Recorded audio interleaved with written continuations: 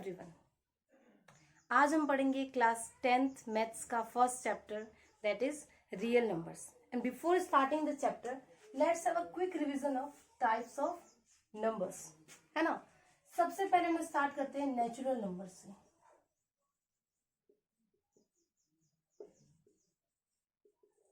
वैसे ये सब कुछ आप प्रीवियस क्लासेस में पढ़ चुके हो, फिर भी हम लोग एक क्विक रिवीजन करते हैं। नेचुरल नंबर्स का मतलब काउंटिंग नंबर्स, जहाँ पे हम लोग काउंटिंग से स्टार्ट करते हैं नंबर। जैसे सपोज मेरे पास एक पेन है, आपके पास 2 पेन होगा, किसी के पास 3 पेन होगा, ये सब चीज। तो काउंटिंग नंबर्स हम लोग काउंटिंग हमेशा स्टार्ट करते हैं 1 से, ठीक है। तो नेचुरल नंबर्स में आपको आता है 1 2 3 अप टू इन्फिनिटी, ठीक है। Next is whole numbers.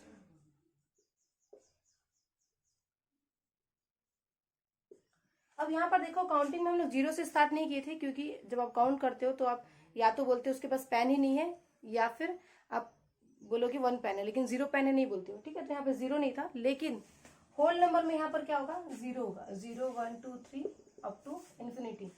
मतलब होल नंबर क्या है, ऑल नेचुरल नंबर्स प्लस 0, ठीक है।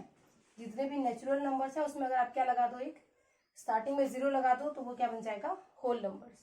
Next integers.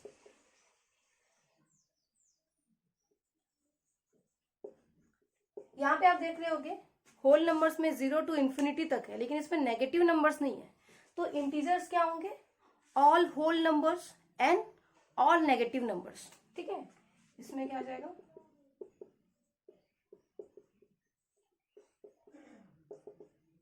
ठीक है। तो सबसे पहले था नेचुरल नंबर, ठीक है, उसमें 0 लगाया, ये बन गया होल नंबर। होल नंबर में हम लोग क्या नंबर लगाए, नेगेटिव नंबर्स, तो क्या मिल गया आपको, इंटीजर्स। मतलब नेचुरल नंबर और होल नंबर्स इंटीजर्स में ही आते हैं, ठीक है। नेक्स्ट है आपका रैशनल नंबर्स।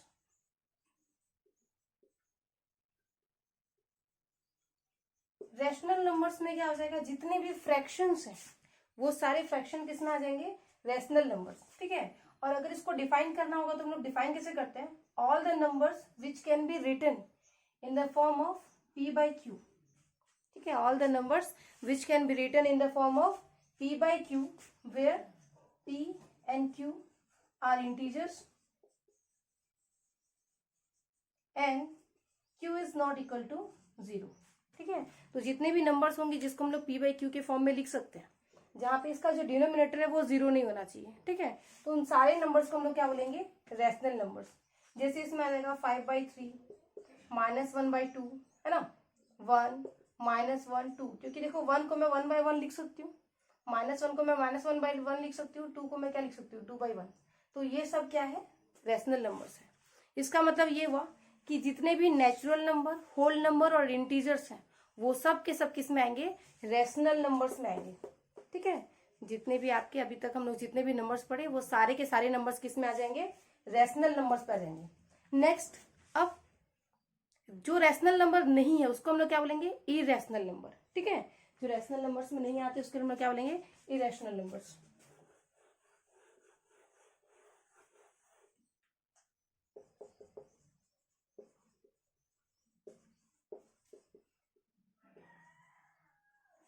इसका डेफिनेशन क्या हो जाएगा इरेशनल नंबर्स का, इसका जस्ट अपोजिट। जैसे इसमें लिखा है it can be written in the form of p/q, तो यहाँ पर क्या होगा, this can not B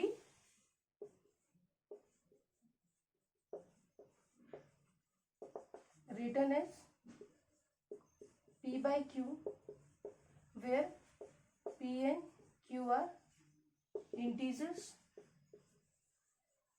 and q is not equal to 0, ठीक है। तो जिसको हम लोग p/q के फॉर्म में लिख सकते हैं, मतलब जिसको हम इंटीजर्स के रेशियो के फॉर्म में लिख सकते हैं, वो आपका रैशनल नंबर होगा। और जिसको हम लोग इंटीजर्स के रेशियो के फॉर्म में नहीं लिख सकते, वो क्या होगा, हमारा इरेशनल नंबर्स होगा, ठीक है। इसको पहचानने के लिए हम लोग एक चीज पढ़े थे 9th में कि अगर रैशनल नंबर मैं बोलूं तो इसमें क्या आते हैं, जितने भी डेसिमल्स हैं, ठीक है, या फिर जितने भी फ्रैक्शंस हैं, अगर वो टर्मिनेट हो रहे हैं, टर्मिनेटिंग फ्रैक्शन, टर्मिनेटिंग मतलब जैसे अगर मैं क्या लिखूं, 5/2 को मैं क्या लिख सकती हूँ, 2.5 लिख सकती हूँ।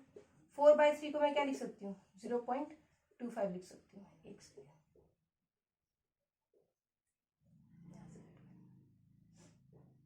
ठीक है। अब इसको पहचानते कैसे हैं? जैसे रैशनल नंबर हो गया, ठीक है, इसमें आ जाएंगे जितने भी टर्मिनेटिंग आपके फ्रैक्शंस हैं। टर्मिनेटिंग फ्रैक्शंस मतलब जहां पे क्या आ जाएगा, रिमाइंडर 0 आ जाएगा थोड़ी देर बाद, ठीक है, उसको हम लोग क्या बोलेंगे, टर्मिनेटिंग फ्रैक्शन। जैसे 5/2 को मैं क्या लिख सकती हूँ, 2.5 लिख सकती हूँ। 1/4 को मैं क्या लिख सकती हूँ, 0.25 लिख सकती हूँ, ठीक है, ऐसा कुछ होगा, है ना। अब इसमें एक और चीज आ जाता है, नॉन टर्मिनेटिंग एंड रिकरिंग, ऐसे फ्रैक्शंस, ठीक है, जिसको अगर आप डिवाइड करते हो तो वहां पे रिमाइंडर 0 नहीं आता, और वहां पे जो क्वोशेंट है उसमें 1 और मोर डिजिट्स क्या हो रहे हैं, रिकर हो रहे हैं, मतलब रिपीट हो रहे हैं।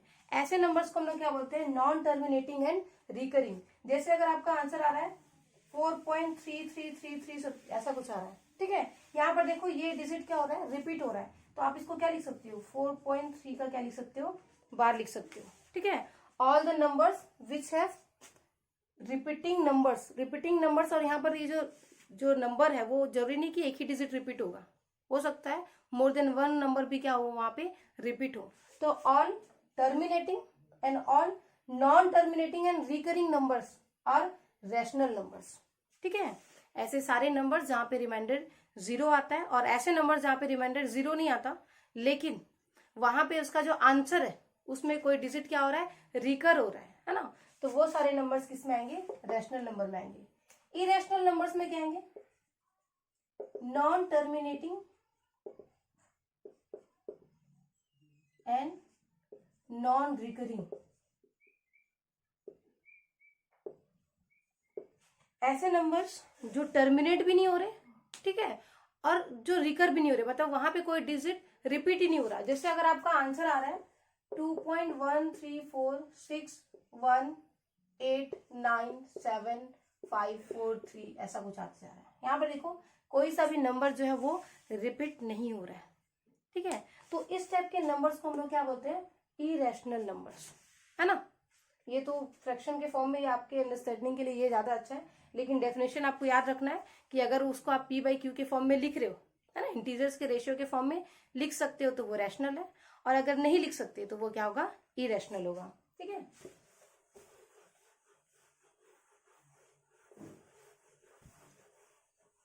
तो आपने ये देख लिया कि नेचुरल नंबर्स, है ना, ये किस में आते हैं, ये आते हैं होल नंबर्स में, ठीक है, और होल नंबर किस में आते हैं, इंटीजर्स में आते हैं। इंटीजर्स किस में आते हैं, रैशनल नंबर में।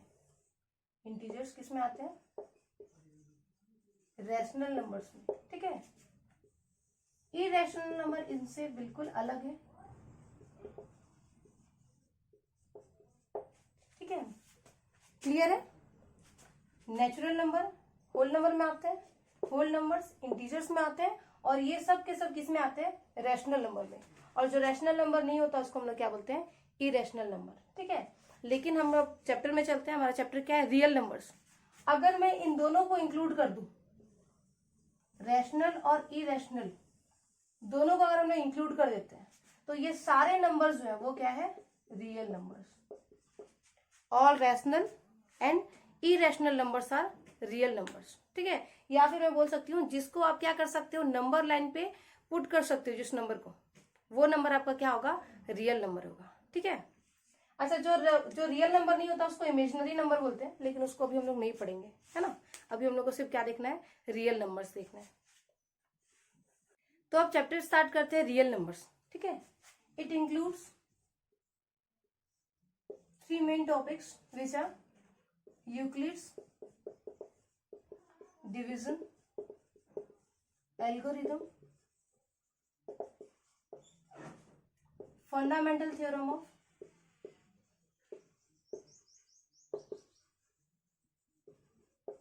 arithmetic and last is rational and irrational numbers,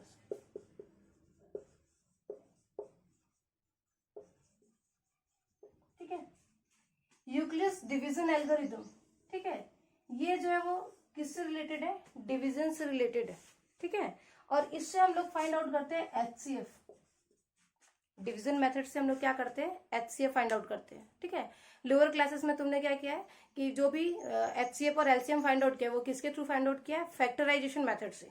तो वो फैक्टराइजेशन मेथड इसमें फंडामेंटल थ्योरम ऑफ अरिथमेटिक, इसमें भी हम लोग HCF और LCM फाइंड आउट करेंगे। बस डिफरेंस ये है कि यहाँ पे हम लोग किससे फाइंड आउट करेंगे, डिविजन से, और यहाँ पे हम लोग किसे करेंगे, मल्टीप्लीकेशन से, मतलब फैक्टराइजेशन से करना है, ठीक है। नेक्स्ट आता है आपका रैशनल और इरेशनल नंबर्स, ठीक है। इसमें अभी हम लोग थोड़ा सा इंट्रो देखें, बस उसी को थोड़ा और आगे डील करेंगे।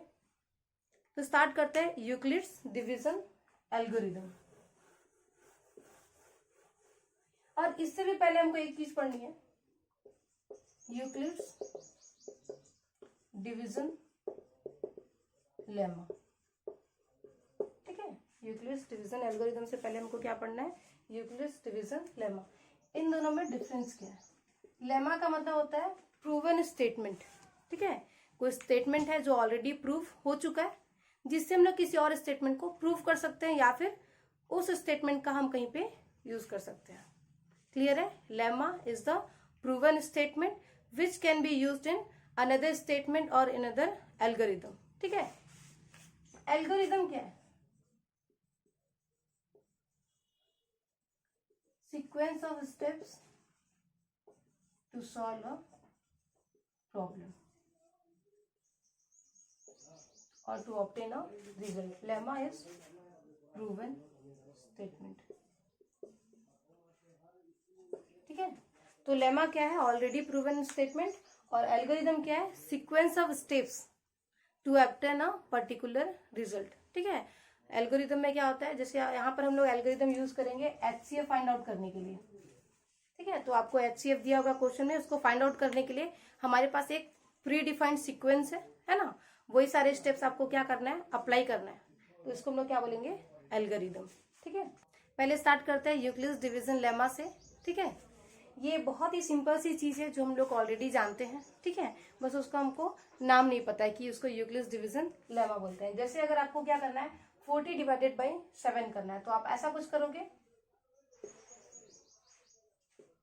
ये क्या हो जाएगा, ऐसा कुछ होगा, ठीक है। अच्छा ये नंबर सेम आ गया, कुछ और नंबर चूज करते हैं, चलो इसको 41 कर लो, 41 डिवाइडेड बाई 7 कर लो, ये क्या हो जाएगा, ऐसा कुछ बचेगा, ठीक है। इसको आप कैसा लिख सकते हो, इसको आप लिख सकते हो 41 is equal to 7 into 5 plus 6, ठीक है। अब यहाँ पर ये देखो कि ये जो आपका डिविजर है, ये क्या है, आपका डिविजर है, और ये क्या है, इसका रिमाइंडर है। तो ये जो रिमाइंडर होगा वो ऑब्वियस सी बात है कि डिविजर से हमेशा क्या होगा, स्मॉल होगा, क्योंकि अगर ये ज्यादा होता तो आप एक बार और डिवाइड कर लेते इसको, ठीक है। तो वही चीज क्या बता रहा है, ये यूक्लिड्स डिवीजन लेमा बता रहा है कि अगर आपके पास कोई दो इंटीजर है, कौन से, A और B, उस केस के लिए आप इसको ऐसा लिख सकते हो, A is equal to B Q plus R, ठीक है।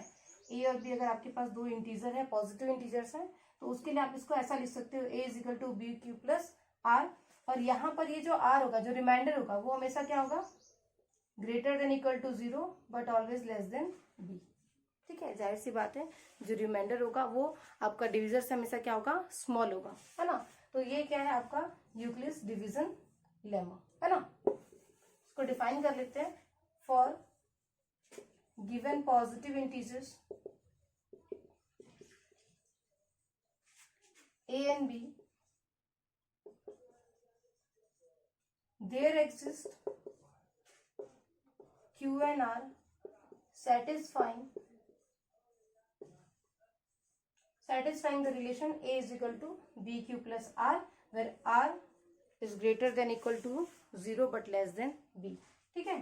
तो जब भी आपके पास A और B होगा तो उसके लिए आप कोई ना कोई Q और R जरूर होगा, जहां पे R क्या कर रहा है, इस कंडीशन को सेटिस्फाई कर रहा है, ठीक है। ये क्या है, यूक्लिड्स डिवीजन लेमा है ये, ठीक है।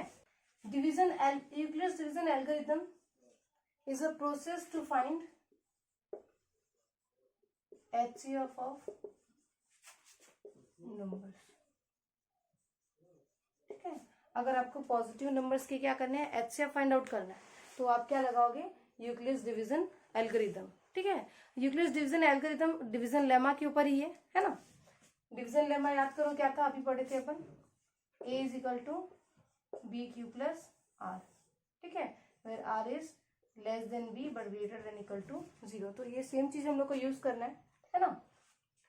अब इसमें क्या करना है, suppose we have two numbers C and D, suppose we have two numbers c and d, so we have to apply division lemma to c and d such that we will have two numbers q and r, where r is less than equal to greater than equal to 0 but less than d, ठीक है। आपके पास दो positive integer है जिसका आपको क्या निकालना है, HCF निकालना है such that c is greater then d। तो आप इसमें क्या करोगे, यूक्लिड्स डिवीजन लेमा लगाओगे, है ना। क्या हो जाएगा ये, c is equal to D Q plus R, ठीक है। c और d आपको दो नंबर मिले HCF निकालने के लिए, अगर मैं उसमें डिवीजन लेमा लगाऊं तो क्या हो जाएगा, c is equal to D Q plus R, ठीक है। ऐसा करना है हम लोग को। अगर यहाँ पर r की वैल्यू 0 आ गई, ठीक है, ये अप्लाई करने के बाद r की वैल्यू क्या आ गई, 0 आ गई, तो ये जो सेकेंड वाला नंबर होगा जो d होगा वो आपका क्या हो जाएगा, HCF हो जाएगा, ठीक है। अगर फर्स्ट स्टेप में वहां पर r की वैल्यू क्या आ गई, 0 आ गई, तो वहां पे आपका जो भी डिविजर था, जो स्मॉलर नंबर था, वो क्या हो जाएगा, HCF हो जाएगा। लेकिन अगर r की वैल्यू क्या है, नॉट इक्वल टू 0 है, उस केस में क्या होगा, आप फिर से यहाँ पर क्या कराओगे, फिर से डिविजन लेमा लगाओगे d और r के लिए, तो यहाँ पर क्या हो जाएगा, d इज इक्वल टू, फिर से यहाँ पर कोई और नंबर होगा a q समथिंग प्लस यहाँ पर r की जगह कर लो r1। अगर यहाँ पर रिमाइंडर सेकंड स्टेप में 0 आ गया, तो सेकंड स्टेप का जो भी डिविजर होगा वो आपका क्या होगा, HCF होगा। और अगर ये 0 नहीं होता है तो आप ये सेम स्टेप क्या करोगे, आगे कंटिन्यू करोगे अंटिल यू गेट रिमाइंडर 0, ठीक है। समझ में आया आपको क्या करना है, आपको सिर्फ ये करना है कि अगर आपको कोई भी दो पॉजिटिव इंटीजर्स दिए हुए हैं जिनका आपको HCF निकालना है, तो सिंपल सी चीज है, उसमें क्या करो, डिवीजन लेमा लगाओ, है ना। हर स्टेप के लिए आपको Q और R की वैल्यू मिलेगी। अगर R 0 आ जाता है किसी भी स्टेप में, तो उस स्टेप का जो भी डिविजर होगा वो उसका क्या है, HCF है, ठीक है। जैसे एग्जांपल के लिए नंबर लेते हैं अपन 30 एंड 15, इसका आपको क्या निकालना है, HCF निकालना है। तो आप क्या करोगे, ये लार्जर नंबर इसको यहाँ ले लो, 30 इज इक्वल टू आप कर सकते हो 15 इंटू 2, यहाँ पर रिमाइंडर क्या होगा, 0 होगा, ठीक है। 30 इज इक्वल टू क्या हो गया, 15 इंटू 2 प्लस 0। तो अगर फर्स्ट स्टेप में ये 0 आ जाता है, तो ये जो इन दोनों में से ये स्मॉलर नंबर क्या होगा, HCF होगा, ठीक है। जो स्मॉलर नंबर है वो क्या है, उसका HCF है। एक और एग्जांपल लेते हैं 140 एंड 30, है ना। अगर मैं इसको डिवाइड करूं क्या हो जाएगा, ये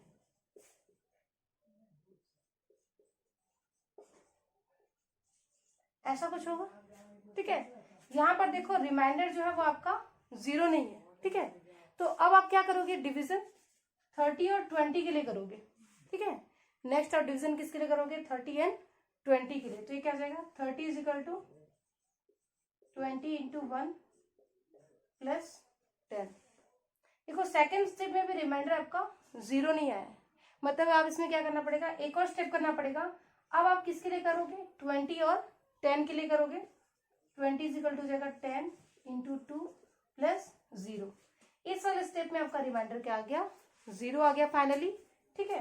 तो क्या होगा, यहाँ पर आपका जो भी डिविजर है ये इसका क्या है, HCF है, ठीक है। इसका जो डिविजर होगा, जिस भी स्टेप में रिमाइंडर 0 आ रहा है, उस स्टेप का जो भी डिविजर होगा वो आपका क्या है, HCF है। तो इस टॉपिक पे एक्सरसाइज का एक क्वेश्चन करते हैं, एक्सरसाइज 1.1 का फोर्थ क्वेश्चन।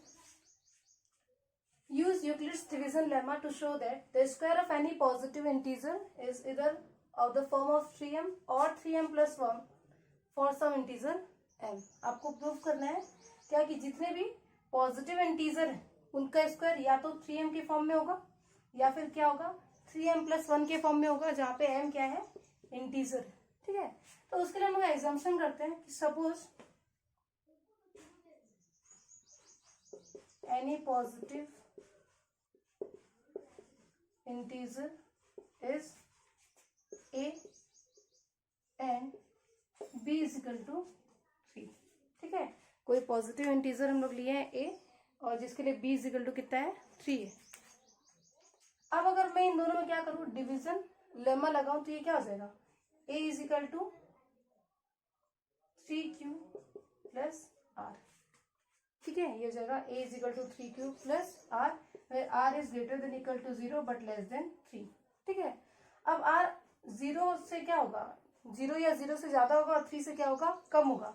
मतलब r क्या हो सकता है, 0, 1 और 2 हो सकता है। ठीक है, इसका मतलब a या तो 3q होगा या फिर क्या होगा 3q प्लस 1 या फिर क्या होगा 3q प्लस 2। ठीक है, a की वैल्यू या तो 3q होगी, 3q प्लस 1 होगी, या फिर क्या होगी 3q प्लस 2।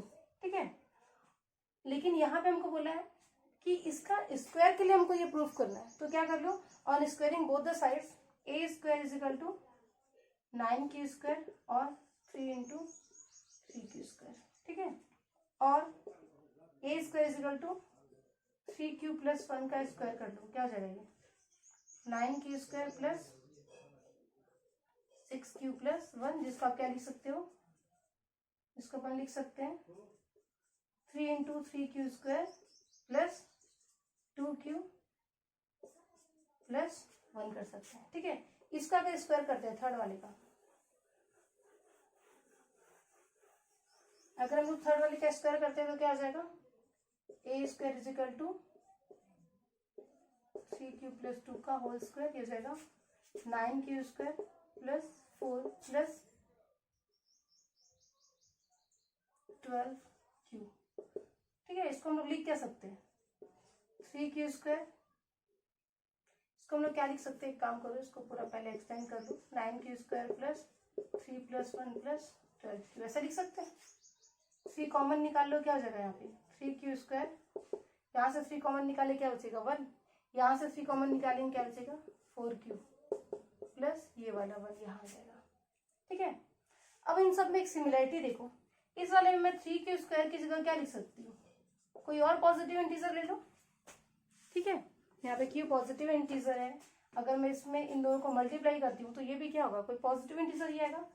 यहाँ पर देखो, यहाँ पर क्या है, अगर मैं इस पूरे की जगह k2 लिख लूँ तो ये जाएगा 3k2 प्लस 1, इस पूरे की जगह मैं k3 लिख लूँ तो ये जाएगा 3k3 प्लस 1। एक चीज नोटिस किया कि अगर k1 k2 और k3 वो तीनों इंटीजर है, तो यहाँ पर a स्क्वायर क्या आ रहा है, या तो 3k आ रहा है, या फिर 3k2 प्लस 1 आ रहा है, या फिर 3k3 प्लस 1 आ रहा है। मतलब या तो वो 3q के फॉर्म में है, या फिर वो 3q प्लस 1 के फॉर्म में है। ये 3q के फॉर्म में, ये 3q प्लस 1, ये भी क्या है 3q प्लस 1 के फॉर्म में। तो ये क्या हो गया, प्रूफ हो गया। ठीक है,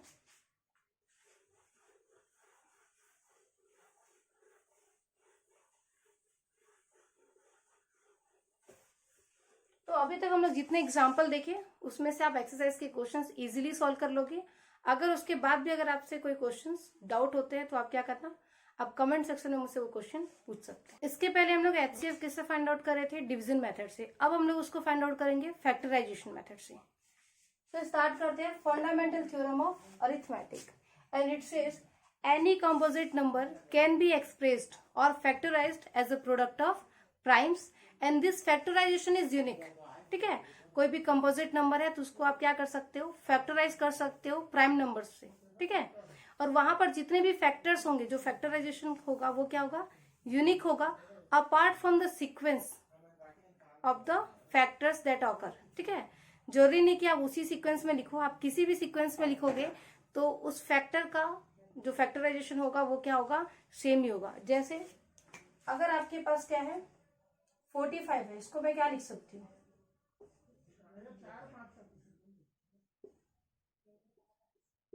मैं इसको ऐसा लिख सकती हूँ 3 इंटू 5 इंटू 3, क्या हो जाएगा ये 3 इंटू 5 15 इंटू 3 45।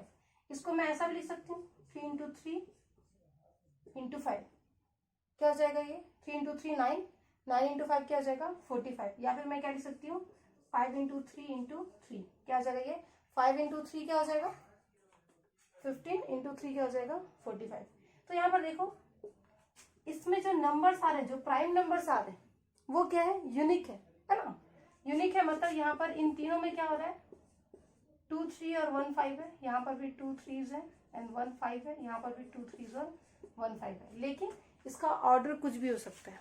ठीक है, तो किसी भी कंपोजिट नंबर को हम लोग क्या कर सकते हैं, प्रोडक्ट ऑफ प्राइम्स के फॉर्म में उसको फैक्टराइज कर सकते हैं। ठीक है, फैक्टराइज कैसे, जैसा हम लोग करते थे पहले, ये जाएगा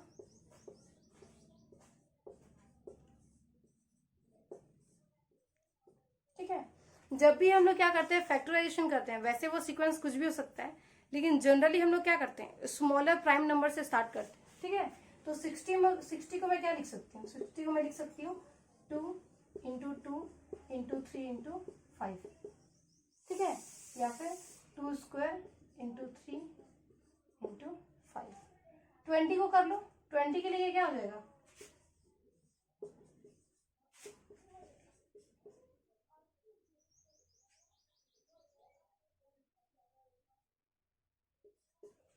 ऐसा कुछ होगा 2 इंटू 2 इंटू 5, या फिर आप इसको क्या लिख सकते हो 2 स्क्वायर इंटू 5, ये हो जाएगा।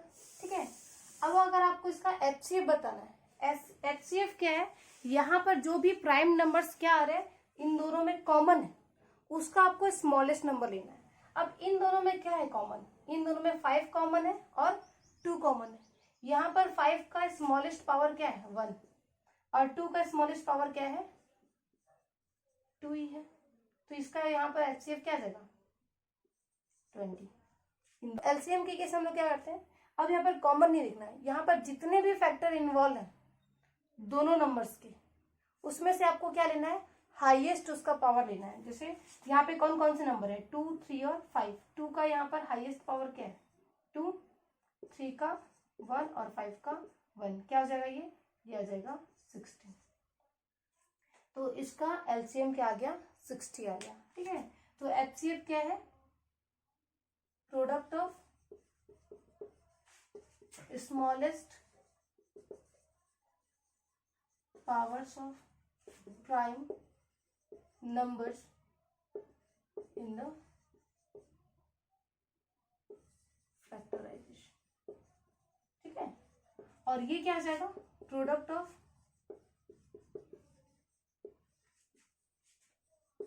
Greatest powers of prime numbers of each prime numbers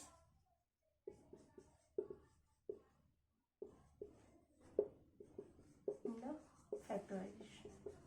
ठीक है, तो दोनों में डिफरेंस क्या है, product of smallest power of common prime numbers. जब आप HCF निकालते हैं तो आप कॉमन प्राइम नंबर्स को ही लेते हैं, लेकिन जब आप LCM निकालते हो तो यहाँ पे आपको क्या लिखना है, ईच प्राइम नंबर, जितने भी प्राइम नंबर इन्वॉल्व हो रहे हैं आपको सबका क्या लेना है, ग्रेटेस्ट पावर लेना है। ठीक है, तो वहां से आपको क्या मिल जाएगा, HCF मिल जाएगा और क्या मिल जाएगा, LCM मिल जाएगा। ठीक है, तो ये आप किसी भी चीज के लिए अप्लाई कर सकते हो, है ना, किसी भी दो पॉजिटिव नंबर के लिए आप HCF और LCM फाइंड आउट कर सकते हो। ठीक है, जैसे अगर आपको करना है, जैसे उस वाले में किए थे हम लोग 140 एंड 30, इसका अगर आपको HCF और LCM निकालना है तो पहले आप इसको फैक्टराइज करोगे, क्या हो जाएगा ये,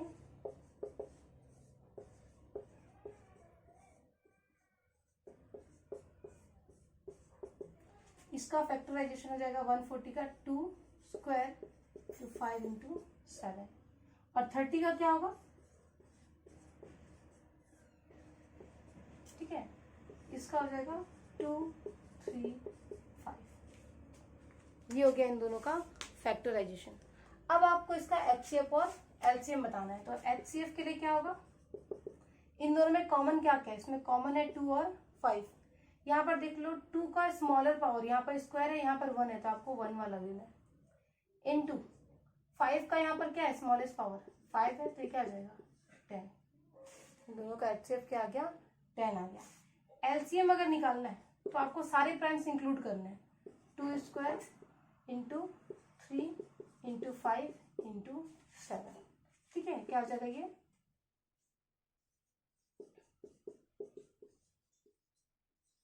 420। ठीक है, इसका LCM क्या आ गया 420 आ गया, और इसका HCF क्या आ गया 10 आ गया। तो ऐसे आप किसी भी दो पॉजिटिव नंबर का HCF और LCM कैलकुलेट कर सकते हो।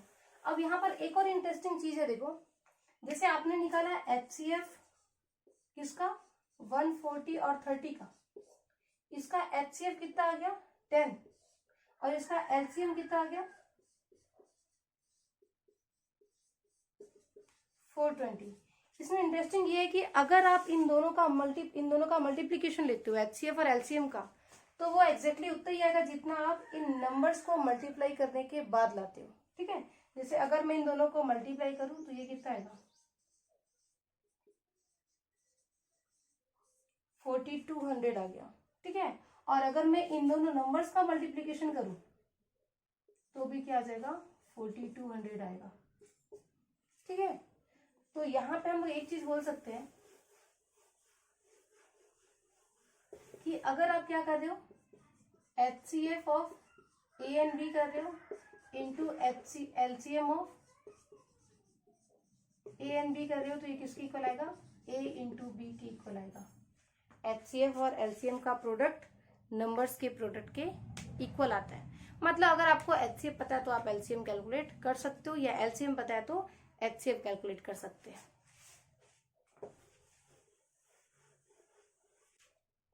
तो एक्सरसाइज का क्वेश्चन करते हैं, check whether 6 to the power n can end with a digit 0 for any natural number n।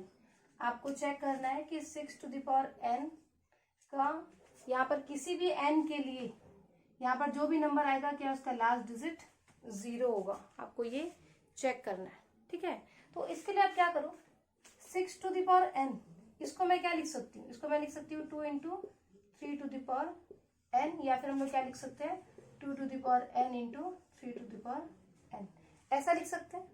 इसका मतलब ये हुआ कि 6 to the power n में दो ही प्राइम फैक्टर है 2 into 3। ठीक है, 6 to the power n का जो भी फैक्टराइजेशन है उसमें दो ही प्राइम फैक्टर है, कौन कौन से 2 and 3। और क्वेश्चन में आपको ये चेक करना है कि इसमें इसका जो आंसर होगा वो कहीं पर ऐसा होगा क्या कि लास्ट डिजिट क्या है 0 है। ठीक है, तो ये पॉसिबल नहीं है, क्योंकि अगर इसमें कहीं पर भी लास्ट डिजिट 0 आता है किसी भी n के लिए, ठीक है, इसका मतलब ये है कि ये जो नंबर है, मतलब ये जो नंबर है वो क्या होना चाहिए डिविजिबल बाई 5 होना चाहिए। ठीक है, अगर उसका लास्ट डिजिट 0 आता है किसी भी n के लिए, 6 to the power n की वैल्यू अगर किसी भी n के लिए इसके लास्ट डिजिट क्या आता है 0 आता है, इसका मतलब क्या है it must be divisible by 5। 5 से डिविजिबल है, इसका मतलब इसके जो प्राइम फैक्टराइजेशन थे यहाँ पे उसमें 5 भी आना चाहिए था कहीं पे। ठीक है, अगर उसका लास्ट डिजिट 0 होना है मतलब वो 5 से डिविजिबल होना चाहिए, और डिविजिबल वो तभी होगा जब उसके प्राइम फैक्टराइजेशन में यहाँ पे कहीं पर भी क्या आएगा 5 आएगा। लेकिन इसमें दो ही प्राइम फैक्टर है 2 and 3, मतलब 5 यहाँ पे एज अ प्राइम फैक्टर नहीं है, इसीलिए ये जो वैल्यू होगी 6 to the power n जो नंबर है वो 5 से डिविजिबल नहीं होगा, और उसके किसी भी नंबर के लिए लास्ट डिजिट क्या है 0 नहीं आएगा। ठीक है, तो एक्सरसाइज के बाकी के जितने भी क्वेश्चंस हैं वो आप इजीली सॉल्व कर सकते हो।